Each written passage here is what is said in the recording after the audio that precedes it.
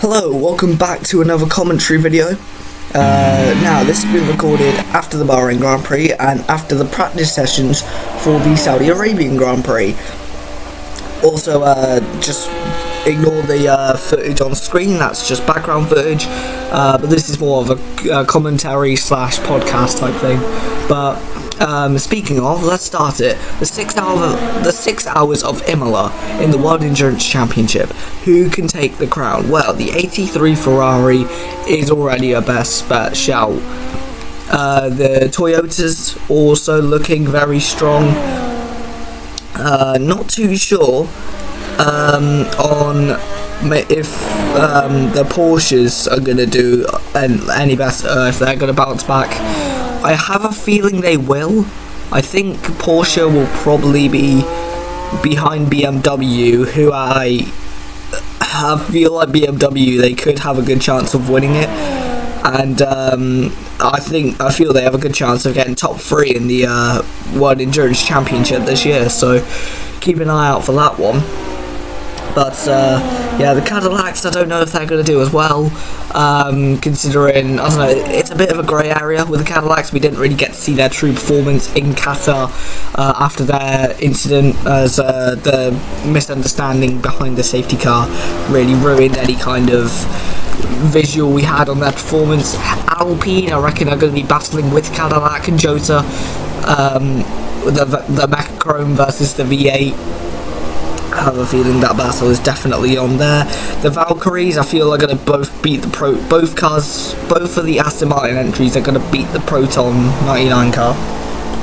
And I have a feeling that they will probably beat a Peugeot as well with both cars. So yeah, and also in LMGT3, I have a feeling that it's going to be the McLarens on top ahead of the Ben Keating Chevy Corvette. The Mercedes don't look that strong, but I have a feeling Ford are going to do well this weekend, as their car looks very heavy, very tall, and looks like it can deal with curbs a lot better than its other cars, which is important for Imola, as it has some of the highest curbs on the calendar in the World Endurance Championship.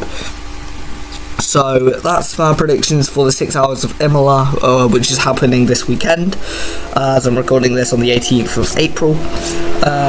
Also, F1. Now, the Saudi Arabian Grand Prix is going to be won by Oscar Piastri, and I'm going to say it, an Alpine is going to be in the top 5, most likely Pierre Gasly.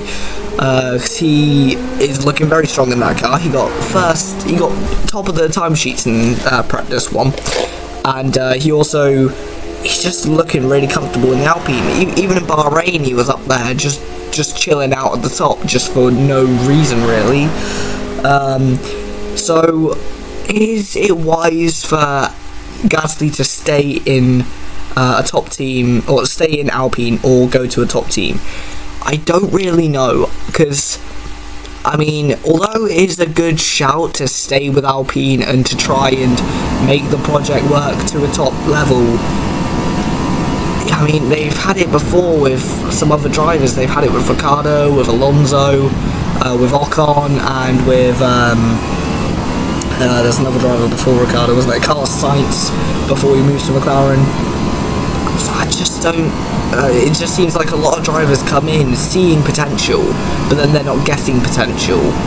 And I don't know if Gasly's going to fall into the same trap as those other drivers, and I really hope I'm wrong, because I would love to see Alpine fighting, or formerly known as Renault.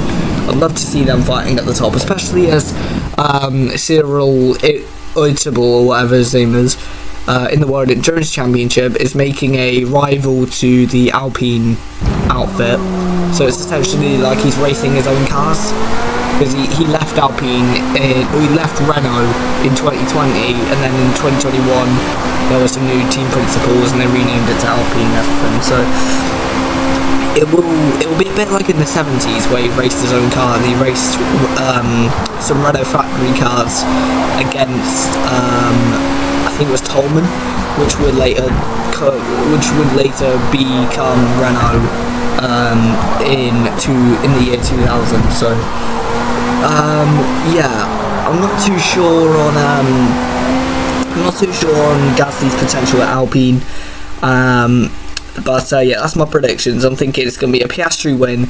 Piastri will take the lead of the championship ahead of Norris in P2 or P4. I reckon.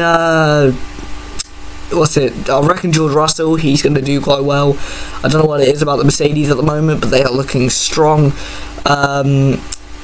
And Ferrari, I'm not sure where they're going to be. They're a bit like the Jotas from the World Endurance Championship. A bit of a grey area with people not really knowing if they're going to do a lot better or a lot worse. You know, they're a bit inconsistent with how their performance is. So, and I haven't really seen how their cars been working on different circuits. Like, it was really strong in China, but then it was really bad in Bahrain, and so it's really hard to keep up with, in my own opinion. I'm not too sure on what that car is capable of and what its comfort zone is. So Red Bull as well, they're looking good. They had that little situation with Yuki Tsunoda hitting a wall, but Yuki is, I'm feeling like he's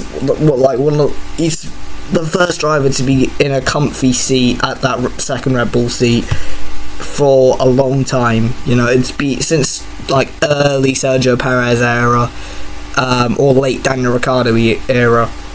Since I've seen a driver that close, so it's the closest I've seen the two Red Bulls for years, I must say. So yeah, it's promising for them.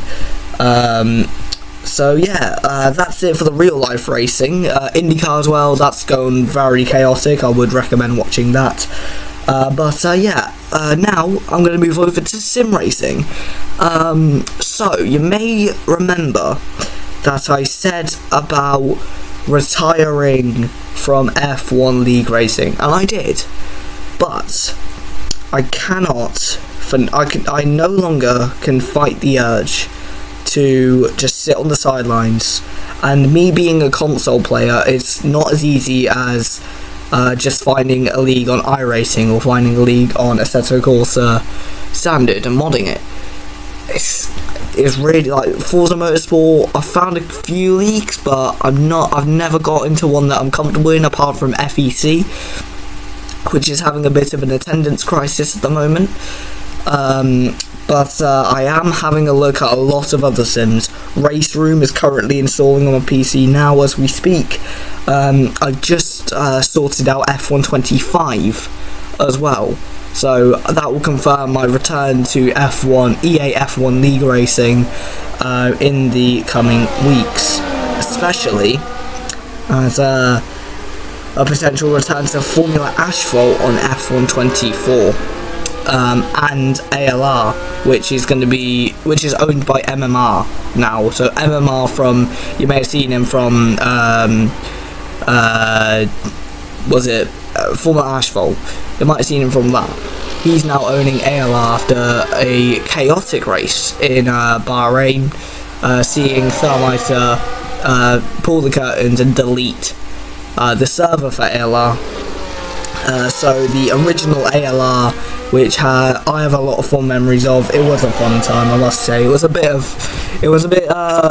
funny at times. It was it was almost a bit like a comedian fest at times, but it was fun to do, and it was good. It had some great moments.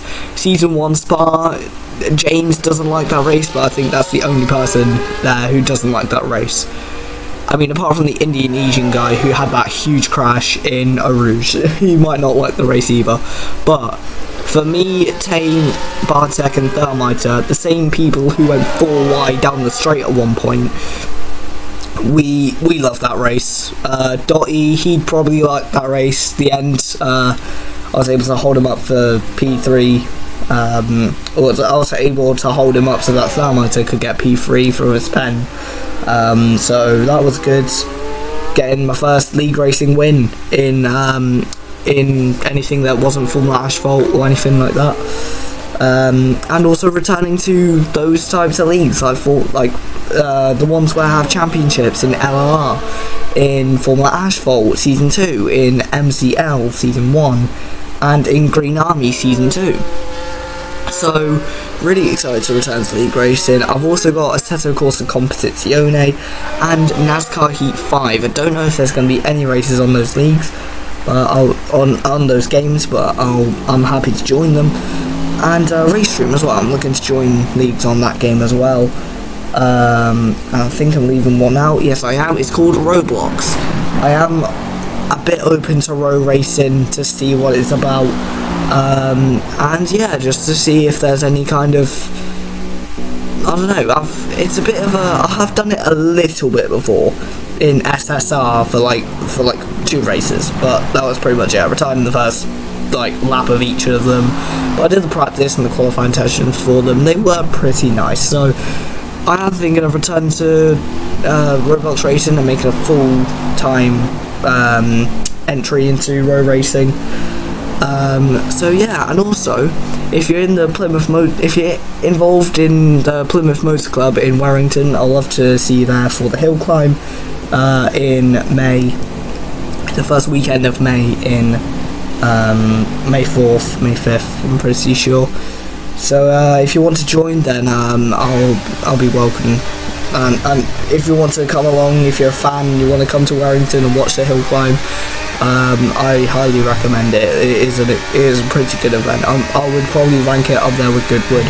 So yeah, that's all for now, but I will catch up with you in another video. Goodbye.